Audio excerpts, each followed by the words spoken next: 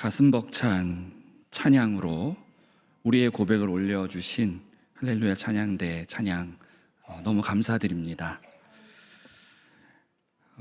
많은 사람들은 입맞춤이라고 하는 이러한 행동을 통해서 여러 가지 마음들을 표현해 왔습니다. 사랑하는 남녀의 입맞춤은 서로에 대한 사랑을, 상처 입어 피가 나는 자녀의 무릎에 입맞추는 어머니는 위로를, 그리고 피나는 노력으로 딴 금메달에 입맞추는 그 운동선수는 긍지를, 그리고 왕이 신하에게 입맞춤으로 영원한 자신의 충직한 신하임을 표현하는 예식을 통해서 명예와 신뢰를 표현해 왔습니다. 성경 속에서도 여러 입맞춤들이 등장합니다. 어느 여인은 예수님의 발에 입맞춤으로 예수님의 존귀함과 그분을 향한 사랑을 표현했습니다. 바울 사도께서도 초대교회 교인들에게 서로 입맞춤으로 문안하라 이렇게 권면하면서 성도들 서로가 입맞춤을 통해서 서로의 존재를 축복하고 서로가 얼마나 존귀한 존재인지를 표현하라고 이렇게 권면하고 있었습니다. 이러한 모든 입맞춤들의 중요한 공통점은 뭐냐면 마땅히 사랑하고 또 이러한 마음을 표현하기에 합당한 그러한 존재들에게만 입맞춤한다는 것입니다. 그래서 모든 입맞춤은 흔한 일이 아니고 아주 희소한 일입니다. 그렇기 때문에 입맞춤이 의미가 있는 것이죠. 누군가가 나에게 입맞춰 준다면 그 사실만으로 와, 내가 저 사람에게 이렇게 귀한 존재구나 라는 것을 깨달아 알게 되는 것입니다. 오늘 이 본문의 말씀은 가장 위대한 입맞춤에 대한 그러한 말씀입니다. 예수님께서는 하나님께서 이 위대한 입맞춤을 하셨다 이렇게 증언합니다. 하나님께서 입맞춤하신 대상이 누구일까요? 오늘 말씀에서는 바로 이 세상이다 이렇게 선언하고 있습니다. 하나님께서는 이 세상에 입맞춤하셨다는 것이죠. 그렇다면 하나님께서는 왜 이 세상에 입맞추셨을까요? 오늘 말씀을 통해서 이 하나님의 입맞춤의 은혜를 함께 묵상하고자 합니다. 하나님께서 이 세상에 왜 입맞춤하셨을까 보니까 오늘 말씀에서는 하나님께서 이 세상을 사랑하셨기 때문이다 이렇게 말합니다. 하나님께서 세상을 사랑하셨다. 사랑한다는 것이 무엇일까요? 오늘 말씀을 놓고 생각해 보았습니다. 우리가 누군가를 사랑할 때 우리는 어떠한 마음을 갖게 됩니까? 우선은 우리가 누군가를 사랑할 때 그 대상과 같이 있고 싶어 한다는 것이죠. 사랑하면 헤어지고 싶지 않습니다. 계속 함께 있고 싶고 그 함께 있음이 한이 없어서 영원히 함께 있고 싶어 하지 않습니까? 그리고 사랑한다는 것은 사랑하는 대상의 행복을 바랍니다. 그의 존재가 완전히 충만하게 완성되기를 바라게 되는 것이죠. 그리고 사랑한다는 것은 바로 그 대상의 행복과 완전한 완성을 위해서 내가 할 수 있는 것, 내가 줄 수 있는 것, 가장 최선의 것, 최상의 것을 기꺼이 내어주는 것, 그것이 사랑 아니겠습니까? 하나님께서 세상을 바로 그렇게 여기셨다는 겁니다. 함께 있고 싶고 행복했으면 좋겠고 그래서 하나님이 주실 수 있는 최고의 것을 주고 싶은 것, 그게 세상이라는 것이죠. 근데 여기서 의문이 듭니다. 하나님이 그렇게 사랑하는 세상, 그 세상이 과연 하나님의 사랑을 받기에 합당한 그러한 자격을 갖추고 있는 곳입니까? 오늘 말씀에 예수님께서 하나님이 세상을 이렇게 사랑하셨다 말씀하셨으니 우리 예수님 당시에 그 세상이 어떠했는지 한번 잠깐 생각해 보겠습니다. 예수님 당시의 세상은 아름다웠을까요? 예수님 당시의 세상은 그 백성들이 엄청난 가난에 시달렸던 세상입니다. 과도한 세금이 있었던 시대였습니다. 로마 제국에 내는 제국세, 또 헤롯 대왕에게 줘야 되는 왕조세, 거기다 성전에 내야 되는 성전세까지 과도한 세금들이 이 백성들을 올가매고 있었고요. 그러다 보니까 제국의 세를 거두는 세리들이 기승을 떠는 그러한 시대였습니다. 농민들의 부채는 증가했고 늘어나는 부채를 감당하지 못해 모든 토지를 빼앗기는 그러한 세상이었습니다. 그리고 스스로를 노예로 팔아야만 했던 그러한 시대였습니다. 절대 다수가 빈곤했고 소수가 모든 부를 독점했던 시대가 그 예수님의 시대였습니다. 질병은 어떻습니까? 수많은 병자들이 있었죠. 복음서에 읽어보면 육체적, 정신적, 영적 질병으로 고통받는 너무나 많은 사람들이 등장하고 있습니다. 가난한 자들은 그러한 질병을 치유할 길도 없어서 아파하다가 죽어가야만 했던 시대가 예수님의 세상이었습니다. 그리고 무엇보다 로마의 식민 지배 아래에서 이스라엘 백성들은 식민지의 백성들이었습니다. 일제시대를 경험했던 우리는 너무나 잘 알고 있죠. 나라를 빼앗긴 백성, 식민지 속의 백성들이 얼마나 고통스러웠는지를요. 제국의 폭력 앞에 유린당해도 할 말이 없는 시대, 그리고 여러 가지 이유로 박해해도 어찌할 수 없는 시대, 그 시대가 바로 예수님의 시대였습니다. 그런데 하나님이 그러한 시대를 사랑했다는 것입니다. 그러면 오늘날은 어떨까요? 오늘날은 좀 나아졌을까요? 오늘날의 이 시대, 이 세상을 돌아보아도 여전히 거짓, 음란, 살인, 미움, 분노, 폭력, 전쟁, 약육강식과 배신, 불의, 욕심, 수많은 학살과 고문, 착취와 억압이 다양한 모양으로 여전히 이 세상에서도 계속되고 있습니다. 하나님을 거부하는 걸 나아가서 하나님을 저주하는, 하나님에게 적대적인 그러한 세상, 그게 바로 오늘의 세상입니다. 누가 이런 세상을 사랑하겠습니까? 누가 이런 세상에게 입맞추겠습니까? 도저히 그럴 자격도, 그럴 상황도 아닌 이 세상. 근데 예수님은 분명히 말씀하십니다. 하나님은 바로 그런 세상을 사랑하셨다고요. 하나님이 사랑한 세상은 아름답고 선하고 복되고 그런 곳이 아니었습니다.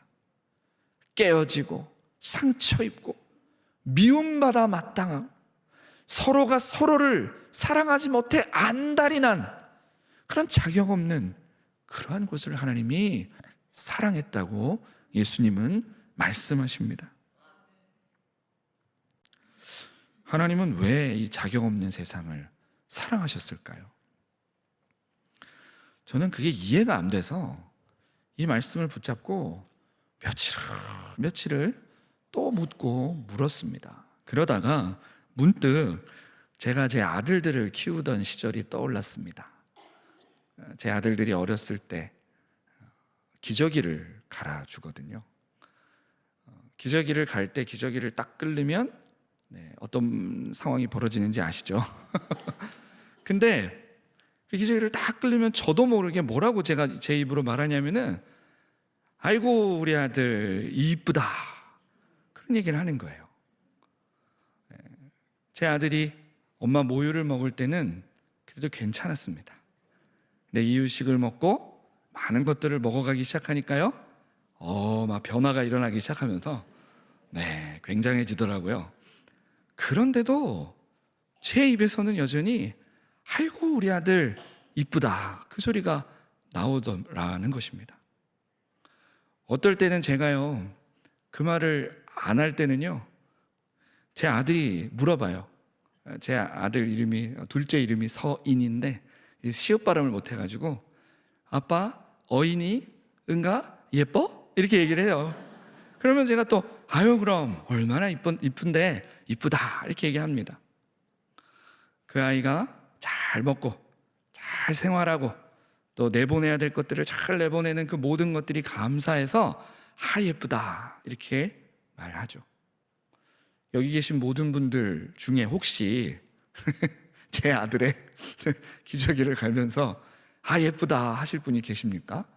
안 계실 것 같아요. 그러나 저에겐 참 예쁩니다. 왜 그럴까요? 제가 그 아이의 아빠이기 때문에 그렇죠.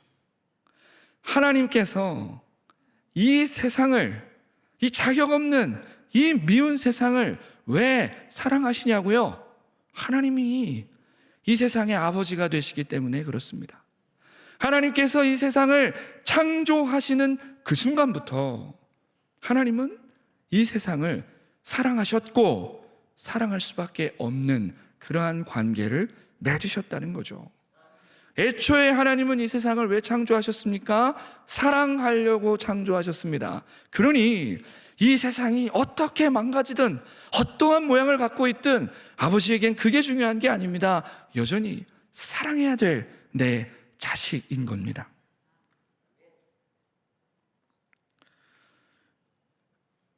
이 세상과 하나님의 이 사랑의 관계는 하나님께서 창조를 통해 주권적으로 맺으신 관계입니다. 그래서 하나님이 이 세상을 사랑하시겠다는데 누가 뭐라 그래요? 누가 그걸 아니라고 말합니까? 그럴 수 없는 거거든요. 세상을 향한 하나님의 이 사랑은 여전히 지금도 계속되고 있습니다.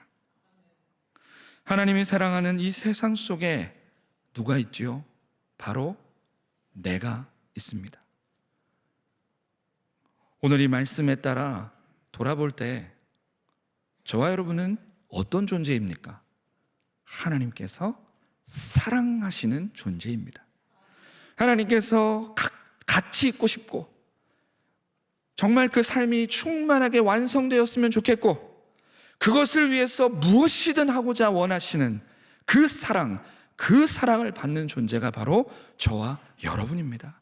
이 사랑을 받기에 우리가 해야 할 것은 아무것도 없습니다. 그저 아들로서 딸로서 하나님 앞에 존재하기만 하면 된다는 거죠. 하나님께서는 우리를 사랑하셔서 입맛 주셨는데요. 그렇다면 하나님은 무엇을 통해서 우리에게 입맛 주셨을까요? 오늘 말씀해 보니까요, 바로 독생자 예수 그리스도를 내어주심으로 우리에게 입맞춤하셨다, 그렇게 말씀하고 있습니다.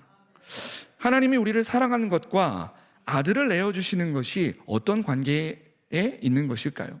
왜 하나님은 우리에게 아들을 주셨어야만 했을까요? 그것은 오늘 이 세상은 하나님께서 무엇인가를 하지 않으시면 그냥 그대로 내버려 두면 멸망할 수밖에 없었기 때문입니다. 세상은 죄로 인해서 멸망할 수밖에 없었습니다. 죄를 그냥 내버려 두지 않고 심판하는 것, 이것은 옳은 일일까요? 안 옳은 일일까요? 옳은 일이죠. 죄를 그냥 내버려 둔다면 그것은 정의가 아닙니다. 죄는 마땅히 그 책임을 지고 심판해야 합니다. 그것이 정의입니다. 근데 문제는 그 심판받아야 될 죄를 누가 지은 게 문제입니까? 저와 여러분이, 우리 인간이 그 죄를 지어버린 게 문제인 거죠. 그래서 하나님의 정의는 그 죄를 분명히 밝히고 그것의 심판함으로 이루어져야만 합니다. 죄를 심판하는 하나님이어야만 우리가 믿고 그분에게 기도할 수 있는 건 아니겠습니까? 그런데 하나님에게도 문제가 생겼어요. 왜냐하면 이 세상을 너무 사랑해서, 사랑이 뭐였죠? 함께하고 싶은 거였잖아요. 이 세상과 헤어지고 싶지 않은 겁니다. 이 세상에 있는 저와 여러분과 영원히 헤어지고 싶어 하지 않은 거예요. 그게 하나님의 마음이었습니다.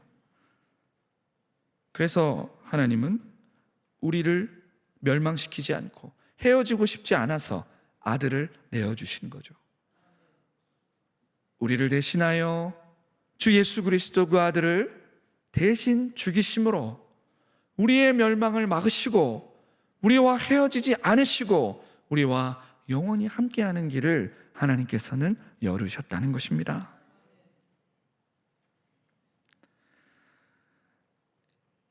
하나님의 사랑은, 하나님이 우리를 사랑한다는 사실은요, 그저 단순히 감성적이고 추상적인 그러한 말이 아닙니다. 하나님의 사랑은 이 역사 속에 주 예수 그리스도의 그 삶과 죽음과 부활을 통하여 확증되고 드러난 사실이라는 거예요. 이 역사 속에 어느 누구의 사랑이 이렇게까지 확실하게 우리에게 드러난 적이 있습니까? 바로 하나님의 사랑이 그렇다는 것입니다. 이사야 43장 4절 말씀에 하나님께서 이렇게 말씀하셨습니다. 이 말씀을 제가 새번역 성경으로 읽어드리겠습니다. 내가 너를 보배롭고 존귀하게 여겨 너를 사랑하였으므로, 그 다음이 중요합니다. 너를 대신하여 다른 사람들을 내주고 너의 생명을 대신하여 다른 민족들을 내주겠다. 이 하나님께서 이스라엘 백성에게 하신 말씀이거든요. 이게 무슨 얘기죠? 너희들을 너무 사랑하기 때문에 너희들을 대신해서 다른 일을 희생시킬지언정 너희만큼은 내가 지키겠다는 그런 얘기 아닙니까? 어떻게 보면 굉장히 팔이 너무나 안으로 굽는 얘기고 좀 부당한 얘기고 정의롭지 않은, 너무 좀 편파적인 그런 말씀 아닙니까? 근데 하나님이 그렇게 하시겠다는 거예요. 근데 하나님이 이 말씀을 어떻게 이루셨는지 아십니까? 바로 자기 사랑하는 독생자 예수 그리스도를 주심으로. 예수 그리스도는 하나님 자신이거든요. 하나님 자기 자신을 내어주심으로 우리를 살리셨다는 겁니다. 하나님께서는 이 말씀을 성취하셨다는 거예요. 하나님께서는 다른 누구도 아닌 독생자 예수 그리스도를, 하나님 자신을 내어주시고 우리의 생명을 살리심으로 저와 여러분의 이 자격 없는 삶에 뜨겁게 입맞춤하셨습니다. 저와 여러분을 대신해서 독생자 예수 그리스도를 주셨다. 이 말씀은 곧 무엇을 의미할까요? 저와 여러분은 어떤 존재라는 것입니까? 저와 여러분은 하나님에게 있어서 예수 그리스도보다 더 소중한 존재라는 것입니다. 이게 실감이 되십니까? 저와 여러분을 보고 하나님이, 저와 여러분이 내 사랑하는 아들 독생자 예수 그리스도보다 더 귀하다고 말씀하시는 거예요. 그래서 우리의 존재를 멸망시킬 바에는 예수 그리스도를 대신 죽이신 거죠. 우리가 뭐라고요? 우리가 한 게 뭐가 있다고요? 우리를 그렇게 사랑하시는, 그게 하나님의 사랑입니다. 하나님의 이 뜨거운 입맞춤이 이 세상에 우리에게 어떠한 결과를 가져왔을까요? 오늘 말씀에 보니까요, 그 독생자를 믿는 자는 누구든지 영생을 얻게 되었다고 말씀하십니다. 유명한 이야기 중에 미녀와 야수라는 이야기가 있죠. 그 여주인공의 진심 어린 입맞춤이 그 야수를 완전히 변화시켰습니다. 야수로 살아가야만 했던 그의 삶이 인간으로 변하여 완전히 다른 인생을 살아가게 되죠. 하나님, 우리를 향한 그 입맞춤이 우리의 운명을, 우리의 존재를, 우리의 삶을 완전히 바꿔버렸다는 거예요. 멸망에서 영생으로, 죄인에서 자녀로 하나님의 입맞춤이 그렇게 우리를 변화시켰습니다. 하나님께서 우리에게 주신 이 영생이라는 의미, 그것이 무엇일까요? 영생, 영원한 생명이죠. 이것은 무한한 시간을 의미하는 것이 아닙니다. 뭐 2만 년, 3만 년, 그 이상의 어떤 긴 시간, 그걸 의미하는 것이 아닙니다. 한번 상상해 보십시오. 지금 내 인생이 이 모양 이대로 2만 년, 3만 년 계속된다면 그것은 축복입니까? 저주입니까? 허리도 아프고, 그죠? 무릎도 아프고, 막 힘도 없고. 근데 2만 년, 3만 년 영원히 저주입니다. 하나님이 말씀하신 영생은 그런 의미의 영원한 시간이 아닙니다. 이 영생이라는 말은 굉장히 신학적인 단어인데요. 이 말은 뭐냐면 이 세상에 속하지 않은, 이 세상에서는 절대로 맛볼 수도 없고 줄 수도 없는 완전히 다른 어떤 것, 그래서 하나님만이 주실 수 있는 바로 그걸 표현하다 보니까요, 영생이라는 말을 쓰는 거예요. 왜냐하면 우리는 유한하잖아요. 그러니까 이 영원한이라는 것은 우리에게 날 수가 없거든요. 그래서 이런 표현을 쓰는 겁니다. 그러면은 이 영생, 우리에게 주시는 영생, 그게 의미하는 바가 뭐냐? 그것은요, 오늘 말씀대로 하나님의 그 뜨거운 입맞춤으로 하나님과 절대로 끊어질 수 없는 그러한 관계로 연결돼서 하나님과 사랑하며 완성된 존재가 되는 거, 그게 영생입니다. 그걸 하나님이 우리에게 주신다는 겁니다. 이것은 절대로 이 세상에 줄 수 없는 거죠. 생명 그 자체이신 하나님과 우리가 다시 연결되는 거예요. 이 연결이 이제는 절대로 끊어지지 않는다는 겁니다. 그것이 영생입니다. 나무줄기에 있었던 가지가 끊어져 나와 땅에 버려지면 곧 메말라 죽는 건 아니겠습니까? 그게 우리들이에요. 근데 하나님이 그런 우리를 다시 붙잡아 줄기에 접붙여 주시고 떨어지지 않도록 무한한 생명의 은혜를 공급해 주신다는 거예요. 이게 영생입니다. 자격 없는 우리에게 이 은혜를 주신다는 거죠. 근데 여기에 아주 중요한 사실이 하나 있습니다. 그건 뭐냐면 이 영생은 독생자 예수 그리스도를 믿는 자에게 주신다는 거예요. 그래서 이 영생은요, 누구든지 받을 수 있지만 아무나 받을 수 있는 건 아니에요. 그러면 독생자 예수를 믿는다는 것은 무엇입니까? 그것은 단순히 어떤 사실을 내가 인지하고 동의하고 그런 수준을 넘어서는 겁니다. 이 말씀의 헬라어 원어로 이 믿는다라고 하는 이 단어의 시제가 뭐냐면요, 현재 능동 분사형을 씁니다. 이게 뭐 어려운 말이니까 이거 넘어가고, 결국 이게 무슨 얘기냐면은 과거에 한 번 이룬 걸로 끝난 얘기를 하는 게 아니고 계속되어지는 상태를 표현하고 있다는 거예요. 그러니까 이거는 더 이 단어 뜻을 더 살려서 번역해 보면은 주 예수 그리스도를 지속적으로 믿어가는 자, 그런 의미입니다. 계속해서 믿는 거예요. 자, 계속해서 믿는 것은 그것을 통해 무엇을 만들어내냐면은 그 믿는 대상과 관계를 만들어낸다는 거죠. 만약에 부부가 결혼식 올릴 때만 서로 딱 믿고 그 뒤로 그 믿음을 그친다면 이게 결혼이 의미가 있겠습니까? 그렇지 않죠. 부부는 끊임없이 결혼 생활을 통해서 서로를 지속적으로 믿어가야만 그 안에 사랑의 관계가 유지되고 만들어져 가는 거 아니겠습니까? 오늘 여기서 말하는 믿음이 그겁니다. 주 예수 그리스도, 그 독생자 예수를 지속적으로 믿음으로 관계를 맺어가는 자에게 하나님이 영생을 주신다는 거죠.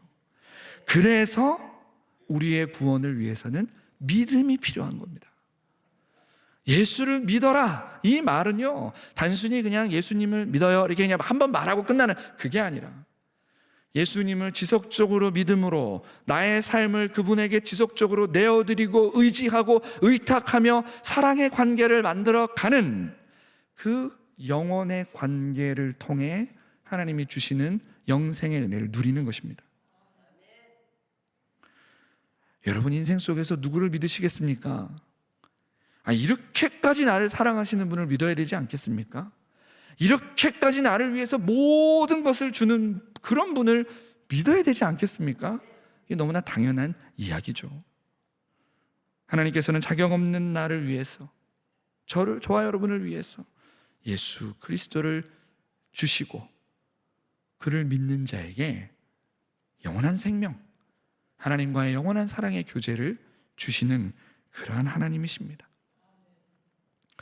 하나님과의 사랑의 교제가 영생이기에, 그래서 오늘 저와 여러분은 이 땅 위에서도 그 영생을 맛볼 수가 있습니다. 예수님을 통해 하나님과 믿음의 관계 가운데 우리가 거할 때 우리는 바로 우리 인생의 그 자리에서 주님 주시는 그 영생, 그것을 경험하게 되는 것이죠. 그리고 우리에게 하나님 영생을 주셨기 때문에 우리는 죽음을 넘어서는 존재가 됩니다. 죽음도 우리를 하나님의 손에서 빼앗을 수가 없습니다. 그래서 우리는 하나님 앞에 영원한 자녀가 되는 것입니다. 우리가 한 게 뭐가 있다고요? 뭐 얼마나 대단한 존재라고요? 그저 하나님의 피조물, 아들이고 딸일 뿐인데 그거 하나가 이렇게 놀라운 역사를 우리들에게 이루어낸다는 것이죠. 하나님의 입맞춤을 받은 자는 어떠한 삶을 살게 됩니까? 변화된 삶을 살게 됩니다. 어떻게 변합니까? 바로 아버지와 같은 삶을 살게 되는 모습으로 변화합니다. 아버지와 같은 삶을 산다는 것은 아버지의 가치를 따라 산다는 거죠. 그럴 때 아버지가 얼마나 기쁘시겠어요. 하나님의 입맞춤을 받은 사람들은 이제 하나님처럼 자격 없는 대상에게 입맞출 수 있는 사람으로 변화됩니다. 사랑받을 만하지 않다고 생각하고 자격 없다고 생각해서 미워하고 분노하고 소외시키고 외면하던 우리의 눈이 자격 없는 그들이지만, 그 대상이지만 기꺼이 입맞출 수 있는 눈으로, 그러한 마음으로 변화되는 것입니다. 오늘 우리는 3.1절 기념 기도회를 드리고 있습니다. 3.1운동을 돌아보면 너무 잘 아시는 것처럼 그 운동에 참여했던 많은 분들이 기독교인이었습니다. 많은 기독교인들이 목숨 바쳐 만세를 부르며 이 땅을 위해 나아갔습니다. 우리 선조들이 피 흘려 지키고자 했던 그때의 우리나라, 그럴 만한 가치가 있는 나라였습니까? 우리 애국심 이거 다 빼놓고 팩트만 볼까요? 그 조상님들에게 결코 좋은 나라가 아니었어요. 여전히 힘 있는 사람들이 득세하는 그런 나라였어요. 그들이 피 흘려 지킬 가치가 없는 그런 상황이었습니다.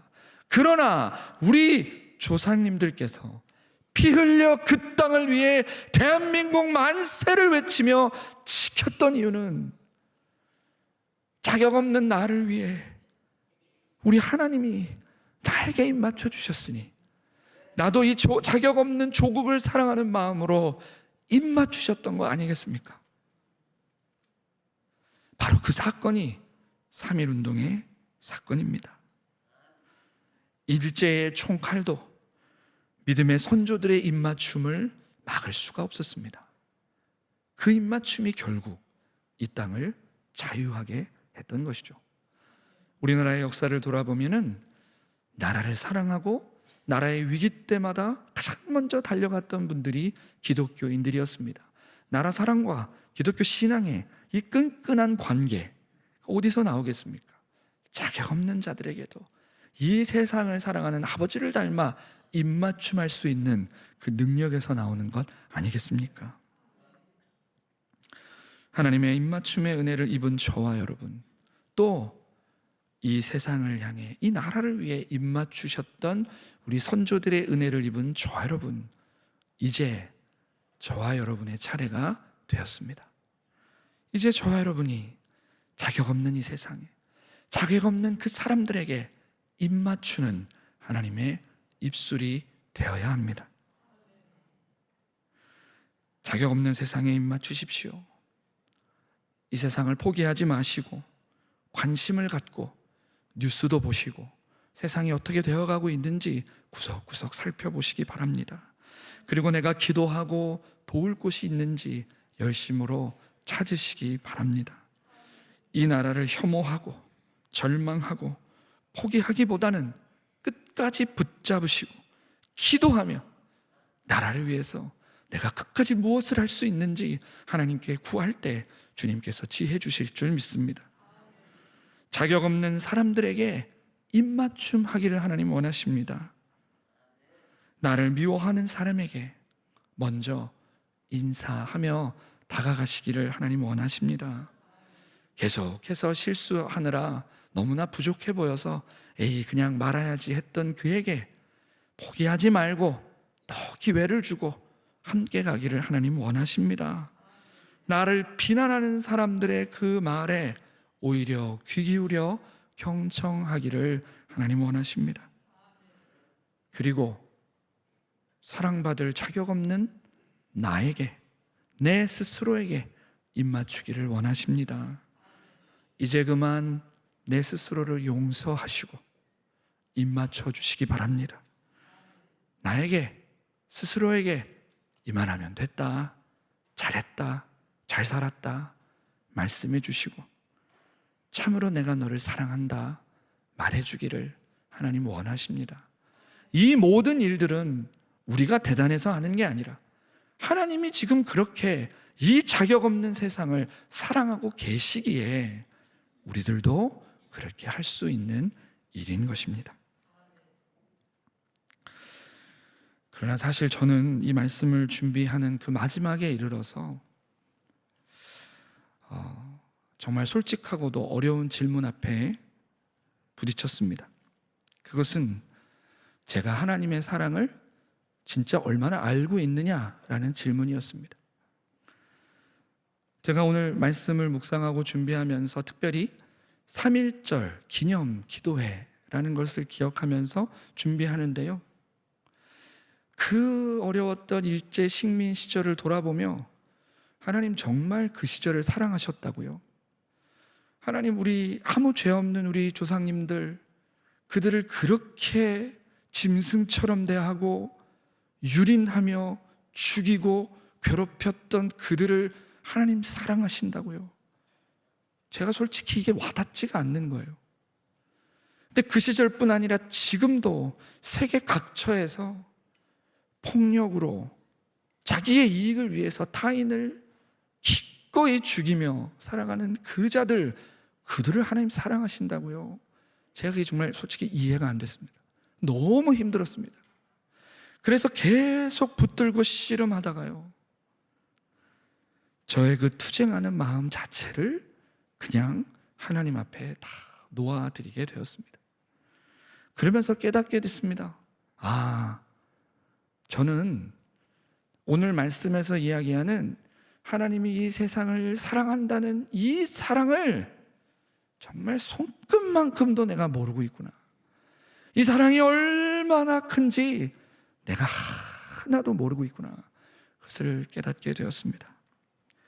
그러나 분명한 사실은 제가 미처 이해할 수도 없고 헤아릴 수도 없는 이 하나님의 사랑이 오늘 나에게, 오늘 이 세상에게 여전히 향하고 있다는 사실, 그거 하나만큼은 분명히 알 수 있었습니다.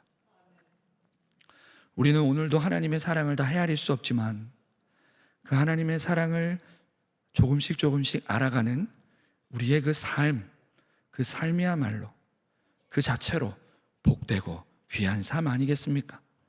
오늘보다 내일 더 하나님의 사랑을 알고 그 다음 날 조금 더 알아가고 그 자체로 우리의 삶은 벅차오르고 소망이 있는 삶인 줄 믿습니다.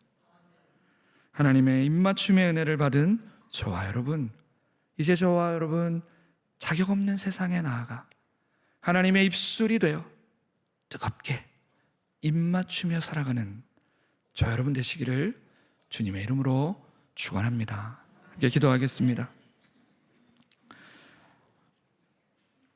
하늘에 계신 우리 아버지, 참으로 사랑받을 자격 없는 이 세상에 아버지 입맞춰 주시고 영생 주셔서 감사합니다.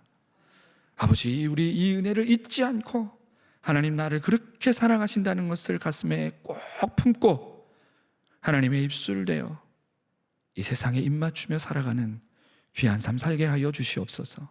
모든 말씀 주 예수 그리스도의 이름으로 기도드리옵나이다. 아멘.